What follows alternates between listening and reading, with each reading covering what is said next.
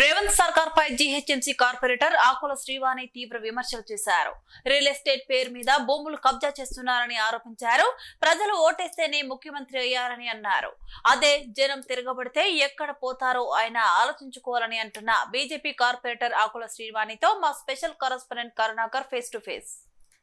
కాంగ్రెస్ ప్రభుత్వం ప్రతిష్టాత్మకంగా చేపట్టినటువంటి మహాత్మా గాంధీ సరోవర్ పేరుతోని కాంగ్రెస్ ప్రభుత్వం ఏదైతే నిర్ణయం తీసుకుందో ఇక్కడ లంగరౌజ్లోని బాపుఘాట్ దగ్గర పేదల ఇళ్లను కూల్చేసే పరిస్థితి కూడా కనపడుతుందని బీజేపీ పోరుబాట పట్టిన నేపథ్యంలో ప్రస్తుతం మనతో పాటు మాట్లాడడానికి బీజేపీ కార్పొరేటర్ ఆకుల శ్రీవాణి ఉన్నారు. మీరు ఎట్లా చూస్తారు కాంగ్రెస్ ప్రభుత్వం తీసుకున్న ఈ నిర్ణయాన్ని ఎట్లా చూస్తారు? ఇది ప్రతిష్టాత్మక ప్రాజెక్ట్ కాదండి, రియల్ ఎస్టేట్ దందా.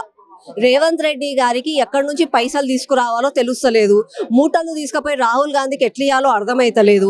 కాబట్టి ఇట్లాంటి దందాలు చేసి రియల్ ఎస్టేట్ల పేర్ల మీద భూములన్నీ ఏదైనా స్వాధీనం చేసుకొని అప్పుడు కాళేశ్వరంలో ఎట్లయితే స్కామ్ చేసిండ్రో ఇప్పుడు ఇది కూడా స్కామ్ చేయాలని చెప్పి చూస్తున్నారు. ప్రజలు ఒప్పుకోరు, ప్రజలందరూ తిరగబడతారు. ప్రజలు ఓటేస్తేనే ముఖ్యమంత్రిగా అయ్యారు. అదే ప్రజలు తిరగబడితే ఎక్కడికి పోతారో కూడా రేవంత్ రెడ్డికి తెలుస్తుంది.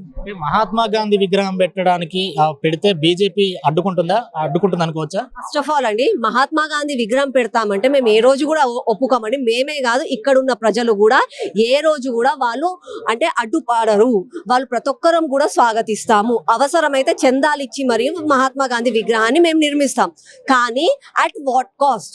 పేద ప్రజల ఇండ్లు కూలగొట్టి నువ్వు మహాత్మా గాంధీ విగ్రహం కడతాను అని అంటే నిజంగా కూడా మహాత్మా గాంధీ ఆత్మకు కూడా శాంతి దొరకదు.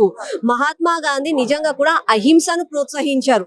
మహాత్మా గాంధీ అత్యున్నది అంటే చివరి పర్సన్ కి కూడా న్యాయం జరగాలి అని చెప్పి ప్రోత్సహించారు. అట్లాంటి మహాత్మా గాంధీ పేరు పెట్టి మీరు రియల్ ఎస్టేట్ దందా చేస్తానంటే మహాత్మా గాంధీ పైన ఉండి కూడా మిమ్మల్ని శిక్షిస్తాడు. ఎట్లా బీజేపీ ఎంతవరకు పోరాడుతుంది? అసలు మీరేమన్నా సెంట్రల్ గవర్నమెంట్ కి ఏమన్నా లెటర్ కానీ అట్లా ఏమన్నా ఇచ్చారా? This is completely under state government. దీనికి సెంట్రల్ గవర్నమెంట్ కి ఏమి సంబంధం లేదు. ఈ ప్రాజెక్ట్ టేక్ ఓవర్ చేయడానికి ఎన్వైరన్మెంటల్ ఇష్యూస్, పొల్యూషన్ బోర్డు వీటి నుంచి వాళ్ళు పర్మిషన్స్ తీసుకోవాలి. కానీ కాంగ్రెస్ పార్టీ వాళ్ళు ఎక్కడ నుంచి తీసుకోలేదు. కాబట్టి ఆ సెంట్రల్ గవర్నమెంట్ ఇంకా ఇన్వాల్వ్ కూడా కాలేదు ఇందులో. కానీ నేను ఒకటే చెప్తున్నానండి, బీజేపీ లాస్ట్ మూమెంట్ వరకు ఎవరితోనైనా 500 కాదు, 5,000 కాదు, ఒక్కరున్నా సరే ఆ ఒక్కరికి అన్యాయమైనా మేము ఊరుకోము, మేము పోరాటం చేస్తాము.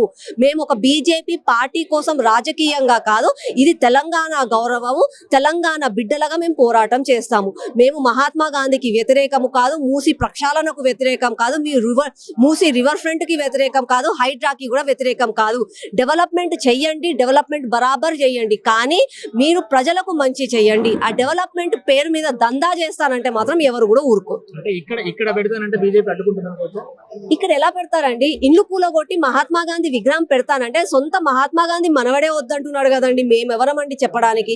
మేమేమంటున్నాము, మహాత్మా గాంధీ పైన ప్రేమ ఉండి మహాత్మా గాంధీ విగ్రహం పెట్టాలి అంటే చాలా ప్లేస్ ఉంది తెలంగాణలో, అక్కడ పెట్టండి. అక్కడ టూరిజం చేయండి, మహాత్మా గాంధీ సరోవరం అని చెప్పి చేయండి, సరే మహాత్మా గాంధీ మ్యూజియం అని చెప్పి చేయండి. చాలా ప్లేసెస్ ఉన్నాయి. అక్కడ మీరు టూరిజం ఇంప్రూవ్ అవుతుంది, ఎంప్లాయ్మెంట్ ఇంప్రూవ్ అవుతుంది, చాలా ఉంటుంది.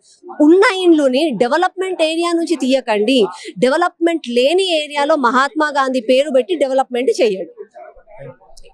ఇది కాంగ్రెస్ ప్రభుత్వం తీసుకున్నటువంటి ఏదైతే మూసి పునర్జీవనకు దానికి వ్యతిరేకం కాదు, తీసుకొచ్చినటువంటి హైడ్రాకు వ్యతిరేకం కాదు. ఖచ్చితంగా ఇక్కడ ఏదైతే నిర్ణయం తీసుకున్నదో దీనికి పేద ప్రజల ఇండ్లను కూలగొట్టి చేస్తున్నటువంటి ఈ కార్యక్రమానికి మాత్రమే అడ్డుపడుతున్నాం తప్ప మహాత్మా గాంధీ విగ్రహాన్ని పెడితే అడ్డుపడేది లేదు అని చెప్పేసి ఆ బీజేపీ పార్టీ సైతం అడ్డుపడదు అని చెప్పేసి ఆకుల శ్రీవాణి చెప్తున్నటువంటి పరిస్థితి. Cameraman Srikanth, Karunakar, Metro TV, లంగరౌజ్.